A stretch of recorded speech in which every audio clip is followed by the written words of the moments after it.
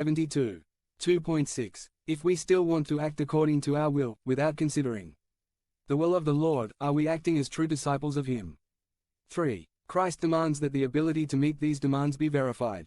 3.1. Important decisions require thoughtful consideration and honest assessment of the implications and cost of this commitment. Example, marriage, the purchase of a high-value asset house, car, the creation of a child, etc.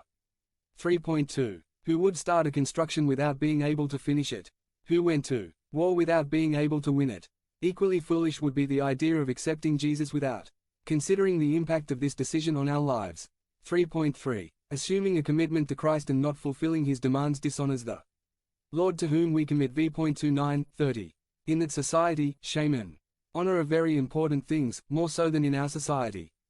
3.4. The disciple who does not take discipleship seriously brings shame to the church, brings confusion to new converts, opportunity for the enemy to mock Christians, and imposes a difficulty on others accepting the faith. 3.5. The first parable asks us, are you qualified to be a disciple of Jesus? The second, are you able to reject His demands? Conclusion. Have you already considered the cost of following Jesus? Have you already thought that the Christian can no longer go anywhere? Did you consider that he can no longer dress, speak, publish or do anything? What can't he live anyway? What can't everything you have the will do? Are you willing to meet these requirements? Christianity is not just about getting to heaven, but about living here on this earth according to the life of Jesus Himself. 1 Jn. 2.1-6.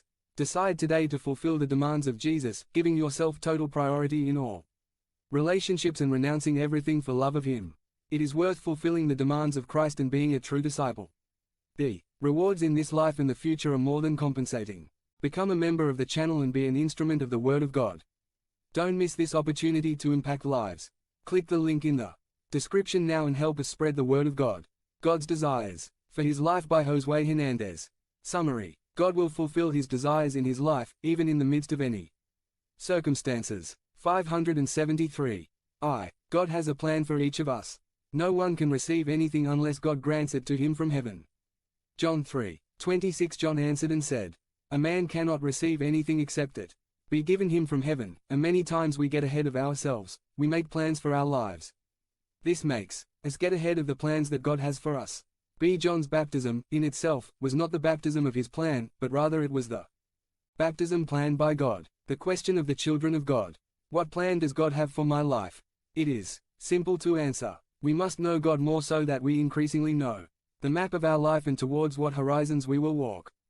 God's plan gives meaning to life. Many people search for meaning and purpose